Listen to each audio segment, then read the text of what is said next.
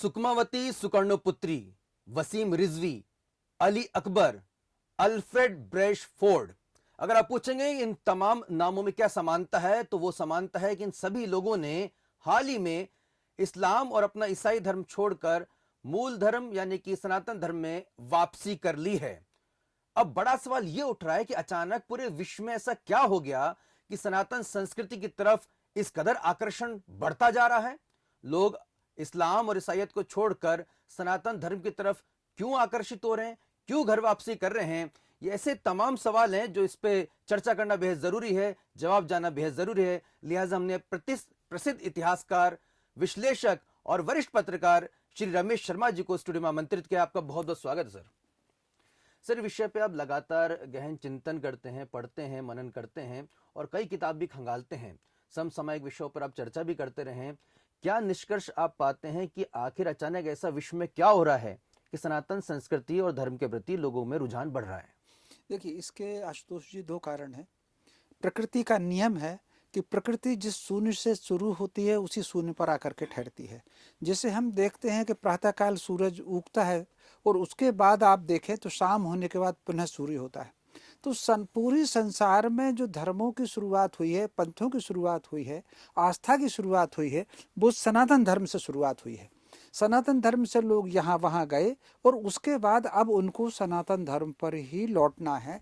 इसलिए अगर पूरी दुनिया में, अमेरिका में, यूरोप में, ब्रिटेन में या इंडोनेशिया में या भारत में ही लोग अगर सनातन संस्कृति की तरफ आकर्षण हो रहे हैं, हिंदू धर्म की तरफ आकर्षित हो रहे हैं, तो मैं समझता हूँ इसको आश्चर्य नहीं माना जाना चाहिए।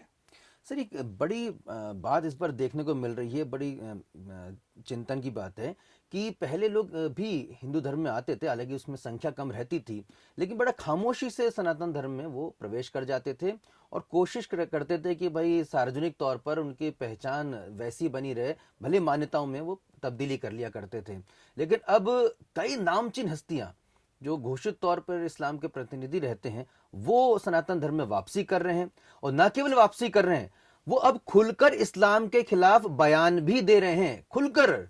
और ऐसा हिंदू धर्म के जो मूल जो लोग हैं वो इस कदर खुलकर नहीं बोल रहे हैं, लेकिन जिन्होंने वापसी करी इस्लाम से सनातन धर्म में, वो एक एक जिसे कहा जाए कि बखिया उधेड़ रहे हैं। ये ऐसा क्यों आप देखने को मिलता है? देखिए, ये भी एक देश काल और परिस्थितियों के कारण है। उसका एक कारण ये है कि ये बात ठीक है कि किसी समय पूरी दुनिया में सनातन संस्कृति का ही प्रभाव था, और उसका कारण अगर ये है कि आप अगर भारत के धर्म ग्रंथों को और प्राचीन जो अध्येता हैं उनकी जो लेखन पढ़ेंगे तो उसमें कहीं भी भौगोलिक सीमा भारत नहीं आता था या हिंदू नहीं आता था। उसमें जो बात होती थी प्राणी मात्र की बात होती थी और संपूर्ण वसुंधरा में निवासियों की बात होती थी।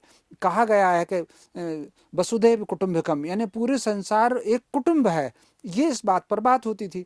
लेकिन इसी बीच में लगभग 2000 वर्षों से भारत पर जो आक्रमण हुए और लगभग 1000 वर्षों से भारत का जो एक के बाद दूसरे आक्रमण हुए, तो उससे कहीं ना कहीं और जो बलपूर्वक धर्मांतरण हुआ उससे कहीं ना कहीं वो जो जिसको स्वाभिमान कहना चाहिए, आत्मविश्वास कहना चाहिए, वो डिगा। इसीलिए अगर आपने देखा होगा आज से 25 साल पहले, आज से 100 साल पहले हिंदुत्व की बात को उतनी प्रखरता से नहीं कही जा सकती थी। धीरे धीरे ये बात आई है और अब फिर से लोगों को, जब ये भारत स्वतंत्र हुआ 70 वर्षों में, 73 वर्षों में स्वतंत्र हुआ, और फिर से जब अध्ययन हुआ, पहले तो अध्ययन जीवन का के बारे में ध्यान दिया जाता था कि हम सुकून से रह सकें, कोई हम पर अत्याचार ना कर सके, इसलिए लोग दूसरे धर्मों में चले गए और उन्होंने कहा कि अब सुकून से रहें। जब लौटते भी थे तब भी उनको कहीं ना कहीं जो बाह्य का भय था, एक मनोवैज्ञानिक जो दबाव था, उसके कारण वो खुल के बात नहीं करते थे। लेकिन अब इन 73 वर्षों में वो जो मनोवैज्ञानिक अवचेतन पर जो दासत्व का दबाव था, परतंत्रता का जो भाव था, वो कम हो रहा है और व्यक्ति स्वाभिमान के साथ में खुल करके बात कर रहा है। ये कम होने की वजह से क्या इसका भी माना जाए, कम होने की वजह सियासी भी हो सकता है? क्योंकि जब अगर आप जिन कालखंड की बात कर रहे हैं उसमें हिंदू विचारधारा, घोषित तौर पर हिंदू विचारधारा की सरकारें नहीं रही थी भारतवर्ष में, और उससे पहले भी हम ब्रिटिश के, उससे पहले मुगलों के गुलाम रहा करते थे। तो क्या आपको लगता है कि ये जो परिवर्तन, सियासी परिवर्तन हुआ है, उसकी वजह से भी एक बड़ा यहाँ पर देश में परिवर्तन देखने को मिल रहा है और कहीं ना कहीं हिंदू मुखर और प्रखर होकर बोलने लगा है? देखिए, ये आपने अच्छा पूछा। हमेशा याद रखिए, समाज और राजनीति, इन दोनों को हम अलग अलग करके नहीं देख सकते। दोनों एक दूसरे के पूरक हैं। समाज के बिना राजनीति नहीं चल सकती और राजनीति के बिना समाज को दिशा नहीं मिलती। तो मोटे तौर पर कहीं ना कहीं समाज के भीतर जो उद्वेलन था, या समाज के भीतर जो उत्कंठा थी, या उद्वेग था, या आवेश था, या अकुलाहट थी, जो भी आप उसके लिए शब्द दे लें, उसका प्रतिबिंब कहीं ना कहीं राजनीतिक परिवर्तन आया। और राजनीतिक जो परिवर्तन आया, उससे कहीं ना कहीं समाज में आत्मविश्वास लौटा। तो मैं समझता हूँ ये दोनों एक दूसरे के पूरक हैं और एक दूसरे पे सहायक हैं। मैं आपको एक उदाहरण देना चाहता हूँ। सबसे पहले अगर देखें तो सबसे पहले 1907 में ढाका और कलकत्ता में हिंदुत्व की आवाज़ उठी। क्योंकि 1906 में जब मुस्लिम लीग का गठन हुआ, और मुस्लिम लीग के गठन के बाद बंगाल में जो भी सांप्रदायिक हिंसा हुई और जो उसकी प्रतिक्रियाएं हुई, उस प्रतिक्रियाओं पर 1907 में पहली बार बंगाल में इस बात को आवाज़ उठी। और 1907 में कांग्रेस के अधिवेशन में भी इस तरह के प्रश्न आए, जहां तिलक जी अलग रह गए और उनके साथ डॉक्टर मुंजे अलग रह गए, डॉक्टर हेडगेवार अलग रहे, और फिर दूसरे लोग अलग रहे। जहां से गरम दल और नरम दल का जो डिवीजन हुआ वो 1907 से डिवीजन हुआ। तो ये बात वहां पर आई। लेकिन आगे चल करके कई लोगों ने कहा कि नहीं, ये बात ठीक नहीं, जो लोग कर रहे हैं उनको भी हम समझाएंगे। तो ये बात फिर ठंडी हुई। फिर ये बात 1923 के बाद शुरू हुई, जब खिलाफत आंदोलन और मोपला विद्रोह, खासतौर से मोपला में जो सामूहिक और चौरा चौरी में जो सामूहिक हिंसा हुई, उसकी प्रतिक्रिया में फिर ये बात उठी। फिर ये कमोबेश सर, आगे हिंसा पीछे थी या होती है। दंगे थे? जी, मोपला में और चौरा चौरी में हिंसा हुई थी या दंगे भी हुए थे? उसको तो दंगे की सामूहिक हिंसा थी, जो बलपूर्वक भीड़ ने सनातन लोगों को बाकायदा मारा, और उनको कई दिनों तक वो हिंसा हुई, लाशें पड़ी रही, उनकी लाशें उठाने वाला कोई नहीं है। जिसको मालाबार की हिंसा, जिस पर सावरकर जी का उपन्यास है मोपला विद्रोह। और गांधी जी ने मोपला पर, मालाबार की हिंसा पर तो गांधी जी की प्रतिक्रिया अलग थी, लेकिन चौरा चौरी की जो हिंसा थी उस पर गांधी जी ने प्रतिक्रिया दी और उन्होंने असहयोग आंदोलन वापस ले लिया था। उनका कहना था कि असहयोग आंदोलन चलेगा, जो उन्होंने 1921 से शुरू हुआ था। लेकिन चौरा चौरी की हिंसा के बाद, चौरा चौरी जगह गोरखपुर जिले में पड़ती है, उस हिंसा के बाद उन्होंने उस आंदोलन को वापस ले लिया। तो ये कमोबेश चलता चला गया। फिर इसकी प्रतिक्रिया हुई मुस्लिम लीग के डायरेक्ट एक्शन में, 1946 के डायरेक्ट एक्शन में इसकी प्रतिक्रिया हुई, और जो भी इसकी प्रतिक्रिया होना थी। फिर भारत का विभाजन हुआ, उसमें लाखों लोग चले गए और कुछ आबादी इधर चली गई। फिर ये मामला थोड़ा ठंडा आया। लेकिन पिछले कुछ दिनों से अगर आप देखेंगे तो जिस तरीके से हिंसाएं हो रही हैं, अलीगढ़ से जिस तरीके से खबर आ रही है, साधुओं की जिस तरीके से खबर आ रही है, योजना पूर्वक आसाम में, मिजोरम में, बंगाल में जो बातें हो रही हैं, मैं समझता हूँ उससे देश में थोड़ा सा फिर ये बात उठने लगी हैं। सर, ये भी बड़ा एक रोचक पहलू है कि जिन अली अकबर ने हाल ही में इस्लाम छोड़कर सनातन धर्म में वापसी की है, वो मोपला कांड पे, मोपला दंगों पर पूरे रिसर्च करके एक फिल्म बनाने जा रहे हैं। तो क्या आपको लगता है कि उनके अवचेतन मन में कहीं ना कहीं ये जो रिसर्च थी वो भी जब सामने आ रही होगी, और फिर एक घटनाक्रम हुआ कि जिसमें जनरल विपिन रावत जैसे भारत के जो शूरवीर हैं उनके लेकर जो मजाक बनाया गया कट्टरपंथी मुस्लिम्स के द्वारा, तो ये दोनों का कहीं ना कहीं मेल हुआ और उनको, उनके विचारों में इस तरह की जो उत्तेजना पैदा हुई? देखिए, ये बिल्कुल आपने सही कहा। मान कर के चलिए, दो अलग अलग चीज़ हैं। इस्लाम का जो मूल सिद्धांत है, जो नबी हुजूर ने फरमाया, वो कहीं ना कहीं थोड़ा सा अलग हो गया है। और मंगोलिया से लेकर के और अफगानिस्तान के रास्ते पर जो लूट के द्वारा और हिंसा के द्वारा इस्लाम फैला, वो कहीं ना कहीं अलग हो गया। तो मोटे तौर पर जो लूट और हिंसा और सत्ता को करने के लिए उसका जो इस्लाम था, उसके कारण जो इस्लाम का मूलतः बुद्धिजीवी था, जो पवित्र पुस्तक कुरान के आधार पर इस्लाम को फैलाता था, या नबी हुजूर की जो उनकी शिक्षा थी, उसमें कहीं ना कहीं वसीम थोड़ा सा रिजवी साहब परेशानी ने थी। जो किताब लिखी है मोहम्मद के ऊपर, तो उन्होंने तो सीधे जो है नबी जी को ही कटघरे में खड़ा किया है, और एक एक आयत का उन्होंने विश्लेषण भी किया है, और ये बताया कि उन्होंने बकौल वसीम रिजवी, उनके मैं शब्दों को ले रहा हूँ, कि भाई उन्होंने साफ तौर पर कहा कि भाई वो लुटेरे थे और उनको शराबी भी बताया है। और अगर आप उसको मुख पृष्ठ देखें तो मैं चाहूँगा कि इसको हम पीछे भी दिखा दें, कि ये जो मुख पृष्ठ आप देख सकते हैं उस किताब का, तो उसमें एक अर्धनग्न महिला को भी दिखाया जा रहा है। तो ये वो तो सीधे तौर पे हमने कोई इसमें वैचारिकता, उसमें मतभेद नहीं दिखाए कि मंगोलिया, और इसमें उन्होंने सीधे तौर पे कहा कि जो शुरुआत जहाँ से कुरान की हो रही है, जिस नबी साहब ने जो कराया वही गलत है। तो ये खुद वसीम रिजवी साहब जो जो शिया बोर्ड के वक्फ बोर्ड के अध्यक्ष हैं, उन्होंने अपनी किताब में लिखा है। देखिए, उतना अध्ययन मेरा नहीं है, लेकिन मैं दो अलग अलग चीज़ करता हूँ। एक तो इस्लाम के पहले खलीफा जो नबी हुजूर के बाद में जो बने हैं आकर के, और जो दूसरे खलीफा थे, मैं समझता हूँ लूट का और हिंसा का वहाँ से शुरू हुआ है। क्योंकि अगर नबी हुजूर को आप देखेंगे तो उन्होंने अपनी कुरान में इंसानियत की बात पर बहुत ज़्यादा जोर दिया है। कुछ आयतें हैं उसमें जिसके बारे में चर्चा होती है, इस पर अपन फिर कभी चर्चा करेंगे। लेकिन मोटे तौर पर अभी जो आ रहा है, जो इस्लाम का बुद्धिजीवी है, वो कहीं ना कहीं ये जो कट्टरपंथी है, जैसे ये अली अकबर साहब का घटना हुई, भाई बाय द वे देश में इतना बड़ा शोक का माहौल है, इतने बड़े शोक के माहौल में आप उसमें उत्सव मनाएंगे और उसमें कोई अगर उस पर शोक व्यक्त कर दे तो उस पर आक्षेप करेंगे, तो स्वाभाविक रूप से आप पर इस पर प्रतिक्रिया होना स्वाभाविक है। ठीक उसी प्रकार अगर आप देखें तो वो जैसे मान लीजिए मुस्लिम पर्सनल लॉ बोर्ड ने किसी एक मुद्दे पर अगर मोदी की प्रशंसा कर दी थी तो उनको मुस्लिम पर्सनल लॉ बोर्ड से निकाल दिया गया था। तो हालांकि उस वक़्त भी छोटी सी प्रतिक्रिया हुई और बाकी रह गया लगभग, लेकिन उस वक़्त इतना माहौल, उनको इतना गुस्सा नहीं आया कि वो छोड़ करके सनातन धर्म में लौट आए। तो मोटे तौर पर ये मान करके चलिए, समय के साथ ये जो कहीं ना कहीं दबाने की कोशिश होती है, धर्म के नाम पर दबाने की कोशिश होती है, उसकी प्रतिक्रिया तो हो रही है। और यूरोप में तो अभी ये आंकड़े पिछले वक्त आए हैं, अमेरिका से लेकर के ब्रिटेन तक पूरे यूरोप में करीब 24% लोगों का जो यूरोप मूल निवासी हैं। यूरोप में दो प्रकार की आबादी, एक तो वो हैं जो मुस्लिम राष्ट्रों से जाकर के वहाँ रहे हैं, दूसरे वो हैं जो यूरोप के मूल हैं।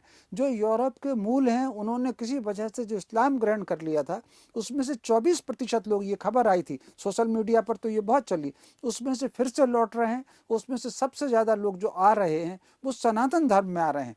और उसका कारण यह है कि जो उदारता सनातन धर्म में है, जीवन की विविधताएं जो सनातन धर्म में है, इतनी उदारता, इतनी व्यापकता और इतनी विविधता दूसरे धर्म में नहीं है। आप ये देखिए कि कितनी बड़ी विशेषता ये है कि अगर आप मूर्ति पूजा करते हैं तो आप सनातनी, वो मूर्ति पूजा का खंडन करते हैं तो भी सनातनी। ईश्वर को अगर आप मानते हैं तो भी सनातनी, और ईश्वर को नहीं मानते हैं तो भी सनातनी। तो कहने का मतलब यह है, आप आस्तिक भी हो सकते हैं, आप अनास्तिक भी हो सकते हैं। तो आप देवी को पूजते हैं, चाहे विष्णु को पूज लें, चाहे शिव को पूज लें, किसी पेड़ को पूज लें, किसी पत्थर को पूज लें, आप कुछ भी कर लें, लेकिन आपके भीतर कहीं अहंकार का भाव कम हो।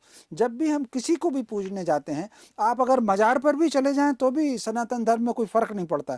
तो इतनी जो उदारता है, इस उदारता को जब वो लोग देख रहे हैं कि उसमें व्यापकता है, उसमें उदारता है, इसलिए लोग सनातन धर्म की तरफ पुनः आकर्षित हो रहे हैं। मेरा इसमें थोड़ा सा एक मतभिन्नता हो सकती है, मैं चाहूंगा कि आप मेरे को ठीक करें सर। ये उदारता तो सनातन धर्म में पूर्व से ही विद्यमान थी और ये घोषित तथ्य था, इसमें कोई ऐसा छिपा हुआ पहलू नहीं था। ये उदारता उस वक्त भी थी जब आईएसआई और आईएस और लश्कर तैयबा, बोको हराम, ये तमाम जो है वहाँ पे उत्पात मचा रहे थे, खून खराबा कर रहे थे। यहाँ तक कि अमेरिका में 9/11 भी जब हुआ था तो भी लोगों ने इस्लाम नहीं छोड़ा था। उल्टा ये भी देखने में आया था कि एक सिंड्रोम पैदा हो गया था और कई ईसाई जो युवक थे उन्हें इस्लाम कबूल कर लिया था। बड़ी तादाद में जो लोग हैं वो आईएसआई में शामिल होने गए थे। भारत से भी काफी युवा जो हैं, जिसमें पढ़े लिखे, जो साउथ इंडिया के, जो दक्षिण भारत के जो राज्य हैं, वहां से भी युवा जो हैं पढ़े लिखे, वो आईएसआईएस में भर्ती होने के लिए वहां पे जद्दोजहद करते नजर आए थे। तो ये दौर उस वक्त नहीं देखने को मिला था।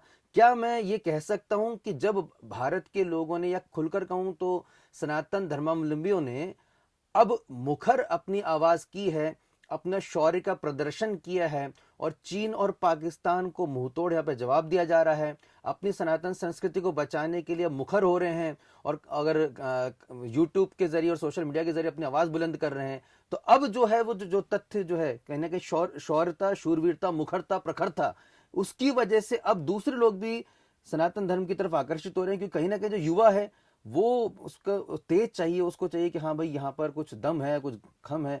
वो पहले सनातन धर्मावलंबी में दिखाई नहीं देता था। क्या मैं कह रहा हूँ ये सही है, गलत है? नहीं, आपकी बात बिल्कुल सही है। और उसका आप ये भी एक मनुष्य का मनोविज्ञान है कि हमेशा याद रखिए, कमजोर के नेतृत्व पे कमजोर की भीड़ में कोई शामिल नहीं होना चाहता है। शक्ति चाहे धन की हो या तन की हो, शरीर की हो, कैसी भी प्रकार की शक्ति हो, तो जब ये मुखरता का प्रदर्शन हुआ तो उनको इसमें फिर से शक्ति ही दिखी और वो जो आकर्षण बना। और जिस तरीके से आप देखिए कुछ भी हो, जैसे मान लीजिए चीन है, आपने एक अच्छा उदाहरण दिया चीन। अब उसकी सीमा में ऐसा कोई देश नहीं है जिसकी जमीन चीन ने नहीं दाबी हो। एक समय हमारी भी वो दाब चुका है, बहुत सारी जमीन उसके कब्जे में है अभी अपनी।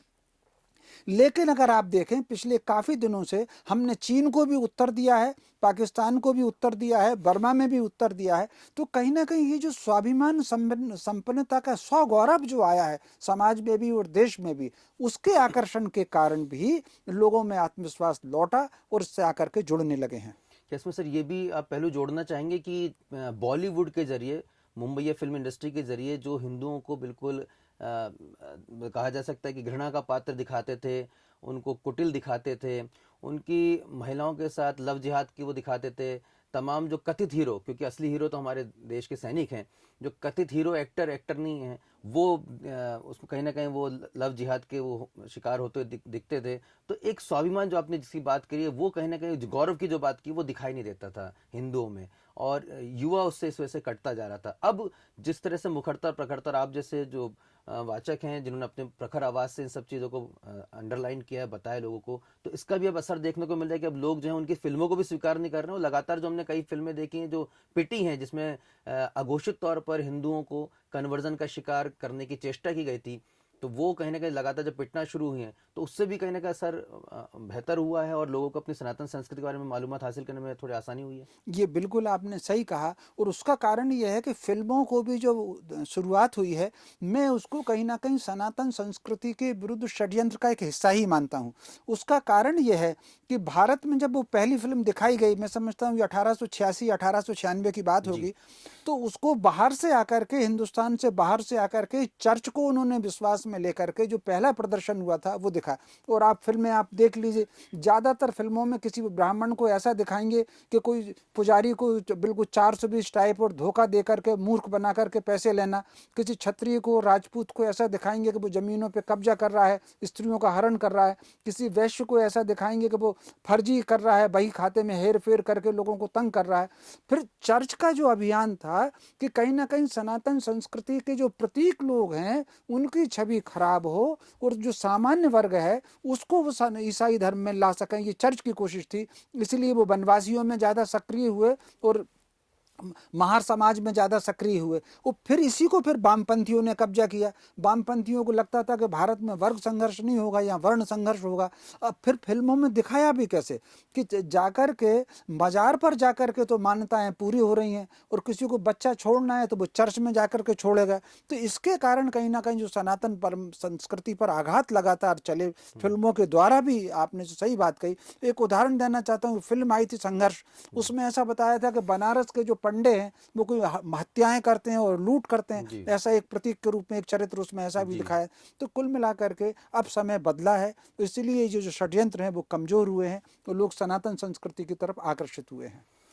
सनातन संस्कृति को आकर्षित हुए हैं। सर मैं एक अंतिम सवाल जरूर लेना चाहूंगा, आगे आप किस दिशा में, क्योंकि जब इस तरह का परिवर्तन होता है और कोई सत्ता और कोई व्यवस्था बिगड़ती है तो फिर से संघर्ष की यहाँ पे आशंका बलवती होती है, तो क्या आपको लगता है कि जो स्मूथली जो है लोग विषय को समझेंगे, पढ़ेंगे, जानेंगे और जो उनको बेहतर लगता है उस पंथ में, उस धर्म में वापसी करेंगे, या आपको लगता है कि नहीं यहाँ पर अब टकराहट हो सकती है क्योंकि जो धर्मगुरु हैं इस्लाम के या ईसाईयत के या जो उनके पैरोकार हैं वो कहीं ना कहीं आपस में टकराव भी हो सकता है, सनातन धर्मावलंबी भी हो सकता है, क्या लगता है? देखिए कुल मिलाकर के देखिए असामाजिक तत्व सब जगह होते हैं और ये असामाजिक तत्व लोगों की भावनाओं को भड़का करके अपना काम करते हैं। तो जो बिल्कुल व्यक्ति का जो अधिकार है वो किस धर्म में जाए, लेकिन कुछ लोग इसमें बाधा उत्पन्न कर सकते हैं। ये मैं तो इसको असामाजिक तत्व ही मानूंगा कि बिपिन रावत जी की इतने बड़े शोक के समय में अगर कुछ लोग इस तरह का जो प्रदर्शन कर रहे हैं, जो वीडियो आया है सब जगह, ये जो, या तो मैं समझता हूँ इस तरह के कुछ लोग जो हैं, या बाय द वे मुझे आप बताइए कश्मीर में पंडितों के साथ क्या उन्होंने किया, रहने ही नहीं दिया। या अलीगढ़ के अभी एक गांव की खबर आ रही थी। तो कुल मिलाकर के ये कुछ असामाजिक तत्व योजनाबद्ध तरीके से इस पर कुछ हिंसक माहौल तो देश का बिगाड़ सकते हैं, हिंसक माहौल देश का बिगाड़ सकते हैं। तो इस इंडिया फर्स्ट कार्यक्रम के जरिए हम ये अपील जरूर करेंगे कि आपको जिस भी धर्म में रहना हो, जिस भी पंथ में रहना हो उसके बारे में अध्ययन करें, मनन करें, किस धर्म को आपको फॉलो करना है, किस में रहना है, ये आपका व्यक्तिगत बिल्कुल आपका अधिकार है। इसमें किसी की भी आप ना सुने, आपको जो ठीक लगे वही करें। लेकिन जब आप ऐसा करें तो कृपया कर किसी भी प्रकार की हिंसा से दूर रहें। और बस एक बात मैं जरूर कहना चाहूंगा, जो भी बेहतर है उसमें कन्वर्जन करने की आवश्यकता क्यों है? अगर कोई चीज बेहतर है तो चंदन है तो महकेगा ही। तो मैं उन लोगों को भी यहाँ पे अपील कर रहा हूँ जो धर्मांतरण के नाम पर जो हमारी देश के पूरे सौहार्द को और देश की सीमाओं को काफी हद तक बिगाड़ चुके हैं पहले से ही। अब वो बाज आए, क्योंकि हर क्रिया की एक प्रतिक्रिया होती है, लेकिन इस प्रतिक्रिया करने से मानव जाति का, समाज का नुकसान होना तय है। इसलिए उस नुकसान से बचें और अपने अध्ययन, मनन, चिंतन और अपने खुले दिमाग से चीज़ों को देखें, जो बेहतर लगे वो करें। अगर आपको ये वीडियो समझ में आया और आपको ये पसंद आया तो कृपया कर इसको लाइक करें, शेयर करें और इंडिया फर्स्ट को जरूर सब्सक्राइब करें। नमस्कार।